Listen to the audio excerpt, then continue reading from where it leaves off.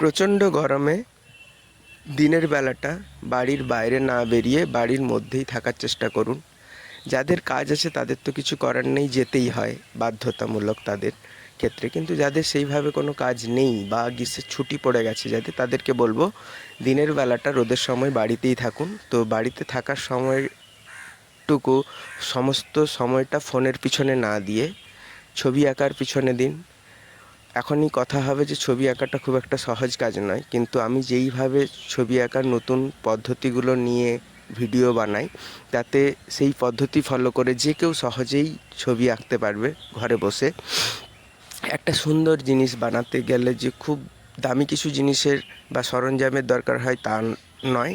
আমি এখানে খুব কম খরচের সরঞ্জাম নিয়েই কাজ করি।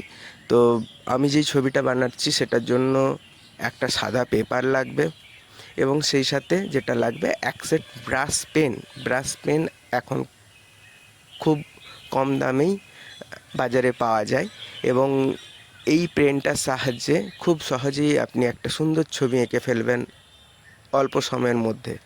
তো এখানে আমি যেই ছবিটা এঁকেছি সেটা একটা বুদ্ধের ছবি। বুদ্ধের ছবির মুখের অর্ধেকটা ফার্স্ট ড্রয়িং করেছি এবং বাকি অর্ধেকটা আসুত্ব পাতা এবং ফুল দিয়ে কভার করে নিয়েছি।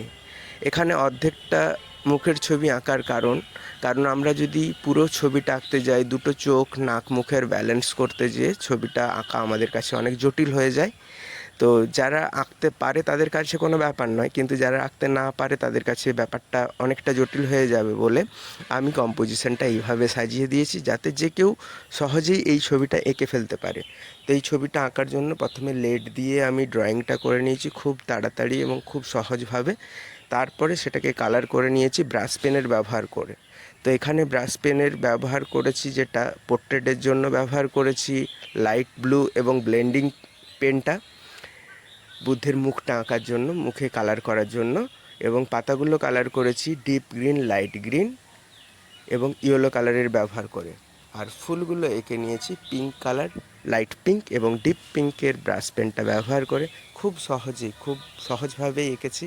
পুরো ভিডিওটা দেখলে মানে যে কেউ এই ছবিটা আঁকতে পারবে। তো ভিডিওটা কেমন লাগলো আপনাদের কমেন্টের মাধ্যমে জানাবেন। কাজটা সম্পূর্ণ দেখে কাজটা কেমন হয়েছে সেটাও জানাবেন। এই কাজটা আপনাদের কার্যকারী মনে হলে অবশ্যই নিজেদের বাড়িতে ট্রাই করবেন কাজটা করার, আর আপনার প্রিয়জনদের কাছে ছড়িয়ে দেবেন যাতে তারাও এটা দেখে কিছু শিখতে পারে। আর আমার এই ছোট্ট চ্যানেলটিকে ফলো দিয়ে আমার পাশে থাকবেন। অনেক ধন্যবাদ।